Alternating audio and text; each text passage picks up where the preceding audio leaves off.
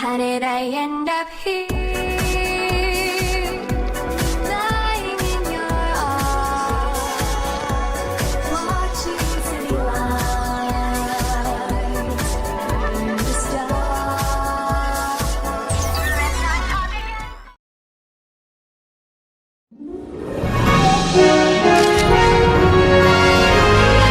Who would have thought that a new Pokemon Snap game would release, let alone 20 years later? 2021 has just been the year of video game series comebacks. I briefly talked about new Pokemon Snap in the past in my views of recent video game news video, saying how it looked like everything I've ever wanted out of a Pokemon game. So you can imagine that I snagged it on release day, right? Well, not quite. I got it just over a week later actually, but that aside, to say it met my expectations would be quite the understatement. But first, what is new Pokemon Snap exactly? Well, it's a follow-up to the original Pokemon Snap, released in 1999, which was a game where you rack up points by taking pictures of Pokemon in an on-rail shooter type of gameplay approach. In other words, it's photography but with Pokemon. It's a very simple premise in all honesty, but it's since turned into a cult classic, so it's obviously struck a chord with a lot of people. And so, over 20 years later, a new Pokemon Snap game, appropriately titled New Pokemon Snap, released, which is pretty much the same thing, but better.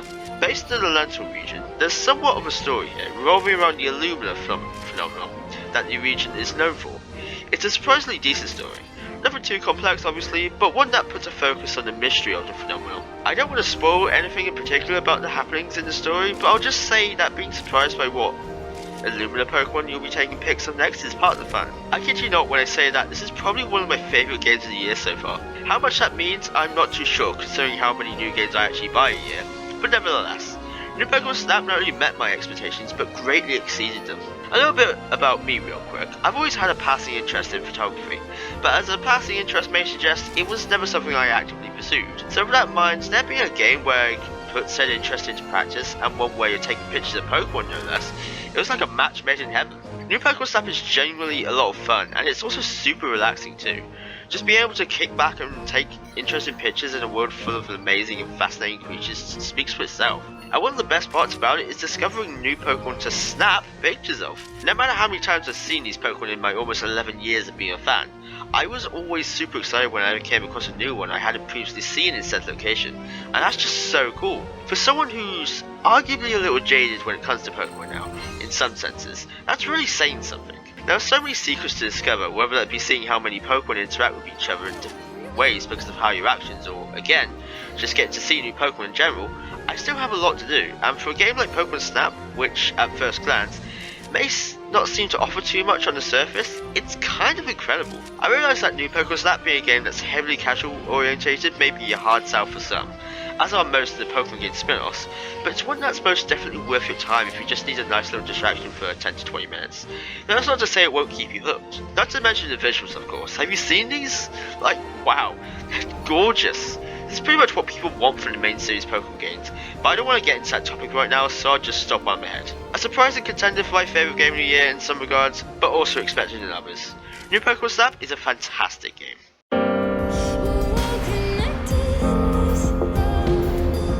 Right off the bat, can I just say how disappointed I am that I probably won't ever get a chance to play this game in VR. However, considering a few personal issues I ran into while playing this game that we'll elaborate on later, maybe that's for the best. But anyway, short and to the point, Tetris Effect is an experience that will leave you saying, I didn't know Tetris could make me feel this way. You can see it all on the screen right now. This game is hypnotizing. Sure, Tetris Effect is just Tetris, the standard formula we all know and love, where you fill lines with random Tetronymos to eliminate them and make sure you don't reach the top. So it's obviously nothing new, but it's the presentation that will really keep a hold of you. It's just so hypnotic. It's a little difficult for me to get across here how great Effect's presentation is, both in terms of visuals, sound design and music, so it's something I recommend you play for yourself, even if just for 5 minutes.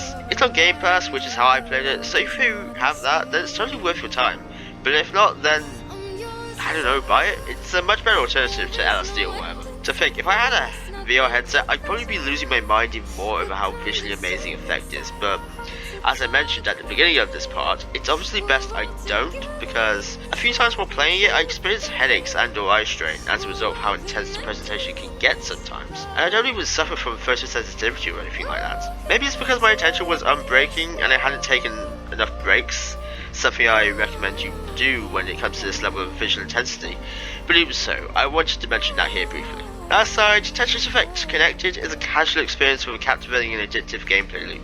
I mean, it's Tetris after all, and Tetris is always fun.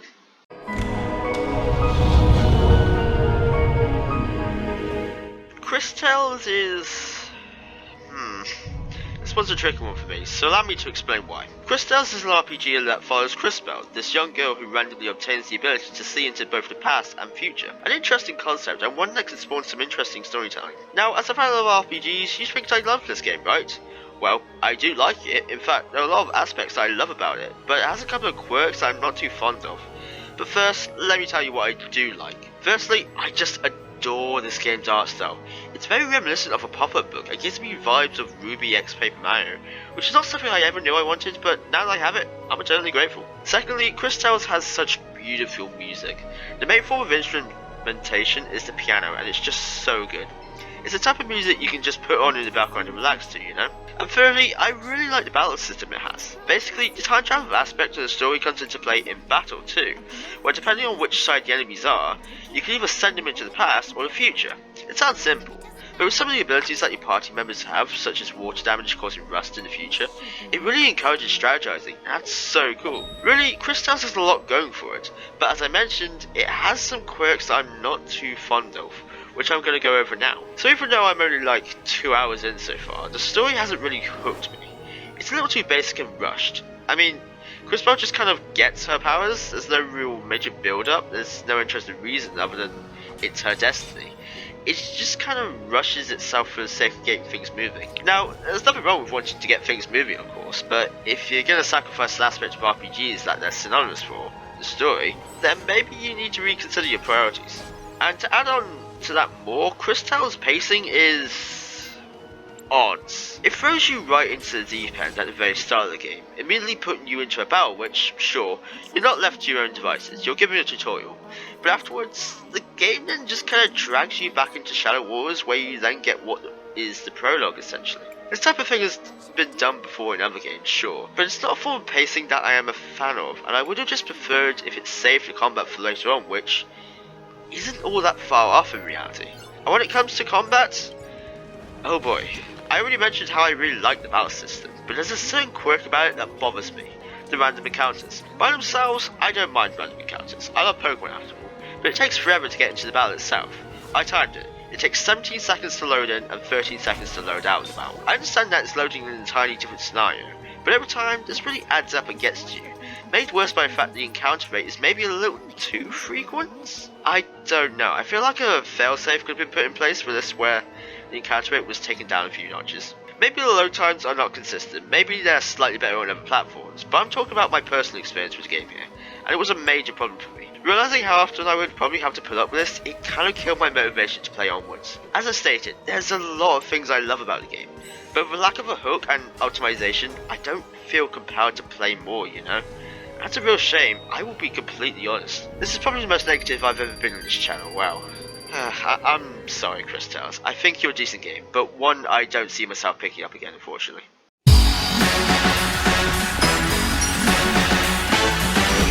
From one RPG that I was pretty down on, to one that I absolutely just adore, Yakuza Like a Dragon is truly such an amazing game. And fun fact, real quick, Like a Dragon is actually my first Yakuza game. And you know, personally, I don't think I could have had a better start. And hey, maybe a lot of other people think that too, considering the reception Like a Dragon got then. Huh? Oh, I thought it was just Steve Brennan that. Well, okay then. Yakuza Like a Dragon is a sort of spin-off to the main Yakuza series, and it has us follow Ichiban Kasuga.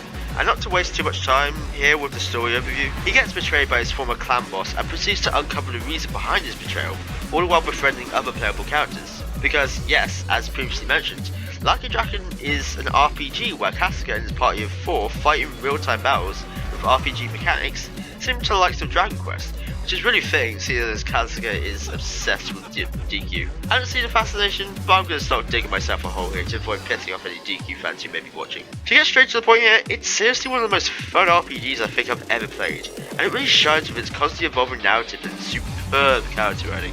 I've mentioned this many times before, but I'm someone who values character over story any day. That's not to say that the story of a game isn't still important to me, just as I may clear in the Crystal segment prior. And you know, lucky for me, Like a Dragon has both character and story right down to a T. This might be quite the bold take from me, but Like a Dragon might have my absolute favourite cast of RPG party members, period. And yes, that does mean they've overtaken the XT2 cast as my favourite, so yeah, that means something. To go over the party members real quick.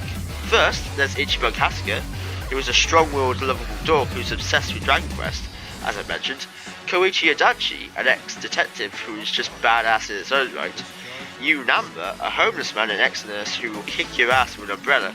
And finally, Seiko Makoda, who is a shrewd, painfully blunt woman, especially at the behest of the rest of the party most of the time. It's really such an amazing and entertaining cast of characters that you'll fall in love immediately, whether that be for just one character or the chemistry between them. Not only do the characters feel real, but the endgame world of Japan feels so alive too, with so much to see and do, having plenty of fun little side activities, and character-filled moments throughout that you'll just stumble into sometimes, which is par for the course for the Yakuza series from my understanding. The game also looks really good too, being beautifully animated in the cinematic cutscenes, a character design that really stands out when it needs to matter. The in-game cutscenes can look a little rough sometimes with certain character models, but I wouldn't at all say that's something that gets in the way of my enjoyment of the game. I guess if there was one thing I had an issue with, however, it's how the game can gauge your progress sometimes for what feels like padding. See, occasionally, the game will not let you proceed onwards until you've kitted out your party with gear and such. Now, in a way, I appreciate this because it's a nice way of the game saying, hey, this upcoming area may be difficult, so you want to be prepared.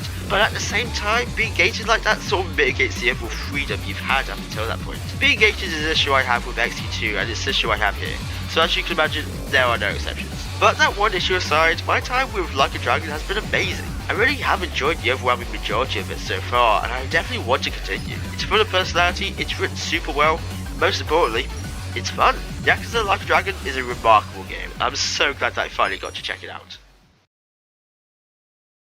Only 4 games this time, as opposed to the usual 5, but that's because I didn't have a 5th one in mind. I didn't want to force it into here for the sake of meeting an imaginary quota.